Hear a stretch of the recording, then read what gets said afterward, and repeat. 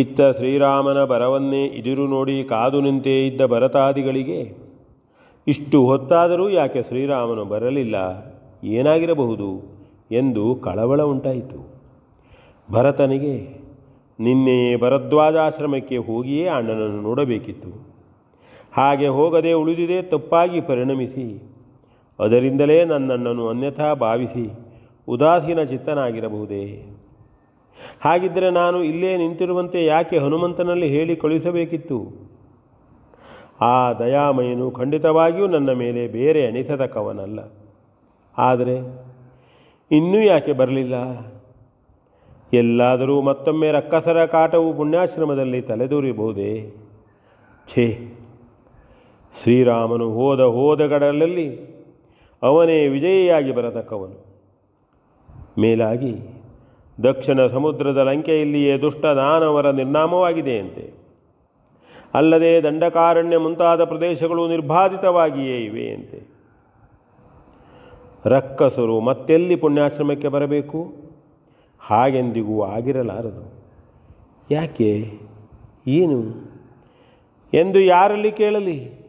ಅಯ್ಯೋ, ಯಾರು ನನಗೆ ಸರಿಯಾದ ವಾರ್ತೆಯನ್ನು ತಿಳಿಸಬಲ್ಲರು? ನಿನ್ನೆ ಬರಬೇಕಾದವನು ಆಂಜನೇಯನೆಯಿಂದ ವಾರ್ತೆಯನ್ನು ಕಳಿಸಿಯೇ ಉಳಿದನಂತೆ. ಇನ್ನೂ ಬಾರದಿದ್ದರೆ ಏನು ಮಾಡಲಿ?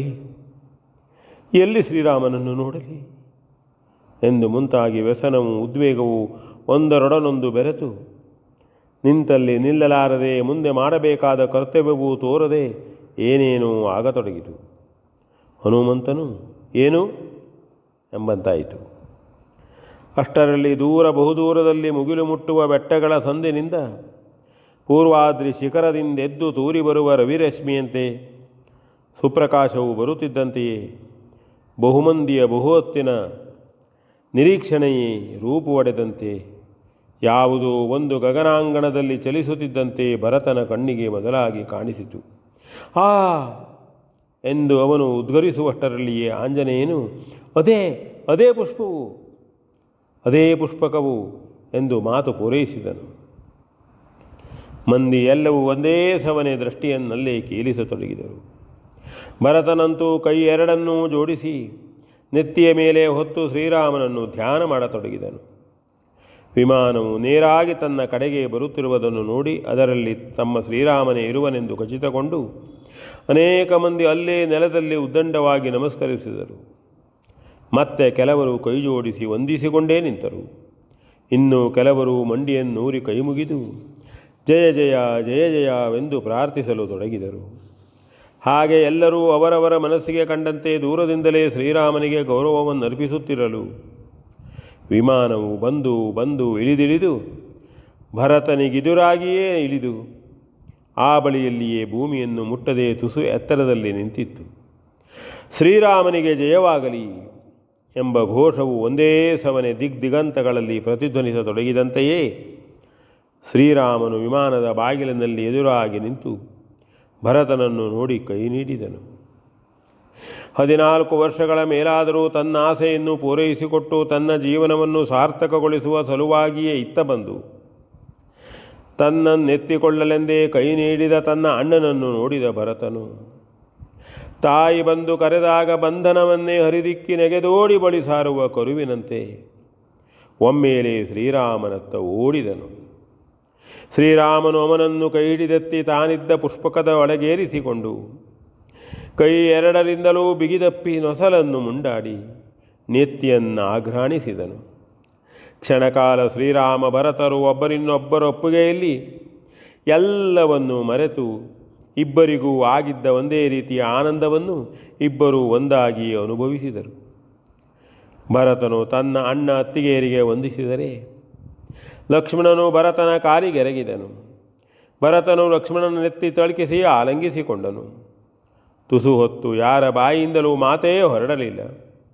ಸುಗ್ರೀವಾದಿ ಕಪಿವೀರರಿಗೂ ವಿಭೀಷಣಾದಿ ದಾನವರಿಗೂ ಒಮ್ಮೆ ತಲೆ ತಗ್ಗಿಸುವಂತೆಯೇ ಆಗಿದ್ದರು. ಅಯೋಧ್ಯೆಯ ಈ ಭ್ರಾತೃ ವಾತ್ಸಲ್ಯವನ್ನು ಸರ್ವೋತ್ಕೃಷ್ಟವಾದ ನಡವಳಿಕೆಯನ್ನು ಕಂಡು ಎಲ್ಲಿಲ್ಲದ ಆನಂದವೇ ಆಯಿತು. ಶ್ರೀರಾಮನು ಸುಗ್ರೀವನನ್ನು ವಿಭೀಷಣನನ್ನು ಅವರವರ ಕಡೆಯ ವೀರ ಪುರುಷರನ್ನು ಭರತನಿಗೆ ಪರಿಚಯ ಮಾಡಿಸಿಕೊಟ್ಟನು. ಅಂತೆಯೇ ಭರತನನ್ನು ಕೂಡ ಅವರು ಹೇಗೆ ತರ್ಕಿಸಿ ನಿರ್ಣಯಿಸಿಕೊಂಡಿದ್ದರೋ ಹಾಗೆಯೇ ತಾವಾಗಿ ಪರಿಚಯ ಮಾಡಿಕೊಂಡರು. ಸೀತಾದೇವಿಯು ಕೂಡ ನಾರಿಯರಿಗೆ ಭರತನ ಪರಿಚಯವನ್ನು ತಿಳಿಸಿದಳು. ಅತ್ತಿತ್ತ ವಂದನೆ ನಮಸ್ಕಾರಗಳು ಸಂದು ಸ್ವಲ್ಪ ಹೊತ್ತು ಸ್ವಲ್ಪಮಯ ಸಾಮ್ರಾಜ್ಯದಲ್ಲಿದ್ದು ವಿಹರಿಸಿದಂತೆ ಎಲ್ಲರೂ ಅತ್ಯಾನಂದ ತುಂದಿಲರಾಗಿ ಒಮ್ಮೆ ತನ್ಮೇರೆಯಾಗಿದ್ದರು. ಶ್ರೀರಾಮನು ಭರತನ ಕೈ ಹಿಡಿದುಕೊಂಡೇ ಸೀತಾ ಲಕ್ಷ್ಮಣ ಸಹಿತನಾಗಿ ಆ ವಿಮಾನದಿಂದ ಕೆಳಗಿಳಿದು ತನ್ನ ರಾಜ್ಯದ ನೆಲದ ಮೇಲೆ ಮನುವಂಶದ ಸತ್ಕೀರ್ತಿಯೇ ಮೂರ್ತಿಭವಿಸಿದಂತೆ ದರ್ಶನ ಕುತೂಹಲಿಗಳಾಗಿ ಬಂದಿದ್ದ ಸಾಕೇತದ ಸರ್ವ ಜನರಿಗೂ ನಿಂತು ಕಾಣಿಸಿಕೊಂಡನು. ಬಹು ವರ್ಷಗಳ ಮೇಲೆ ಬಂದು ದರ್ಶನವಿತ್ತ ಶ್ರೀರಾಮನನ್ನು ಕೊಂಡಾಡಿ ವಂದಿಸಿ ಪ್ರಾರ್ಥಿಸಿಕೊಳ್ಳುತ್ತಾ ಆ ಮಂದಿ ತಮ್ಮ ಉದ್ವೇಗವನ್ನು ಶ್ರಮಿಸಿಕೊಂಡರು.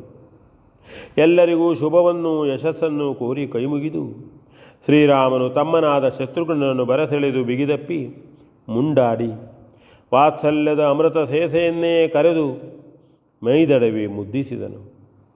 ಅವನು ವಂದಿಸುವವರಿಗೆ ವಂದಿಸಿ ಆಶೀರ್ವಾದವನ್ನು ಪಡೆದನು. ಭರತ ಶತ್ರುಘ್ನರ ಪತ್ನಿಯರೂ ಬಂದು ವಂದಿಸಿದರು. ಸೀತೆಯು ಹಿಡಿದೆತ್ತಿ ಅವರನ್ನು ತಳ್ಕಿಸಿ ಅತ್ತಿತ್ತ ನೋಡಿದಳು. ಹಾಗೆಯೇ ಲಕ್ಷ್ಮಣನ ಮುಖವನ್ನು ದಿಟ್ಟಿಸಿದಳು. ಅವನು ತಲೆಯನ್ನು ತಗ್ಗಿಸಿದನು.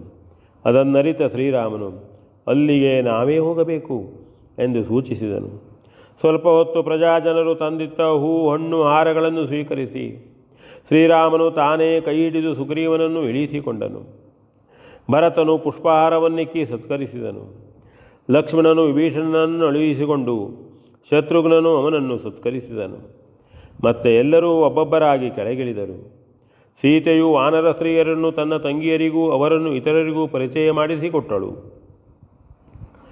ಮಂತ್ರಿಗಳು, ಅಧಿಕಾರಿಗಳು, ಸೈನಿಕರು ಕ್ರಮವಾಗಿ ಶ್ರೀರಾಮನಿಗೆ ವಂದನೆಯನ್ನರ್ಪಿಸಲು ಅವರೆಲ್ಲರನ್ನು ಪ್ರೀತಿಪೂರ್ವಕವಾಗಿ ಮಾತಾಡಿಸಿ ಅವರೆಲ್ಲರ ಯೋಗಕ್ಷೇಮಗಳನ್ನು ವಿಚಾರಿಸಿದನು. ಹನುಮಂತನು ದೂರ ನಿಂತಿದ್ದವನನ್ನು ಶ್ರೀರಾಮನೇ ಬಳಿಗೆ ಕರೆದು ತನ್ನ ಪ್ರಜೆಗಳನ್ನೆಲ್ಲ ಪರಿಚಯ ಮಾಡಿಸಿಕೊಟ್ಟನು. V N Bhagwat Barballi.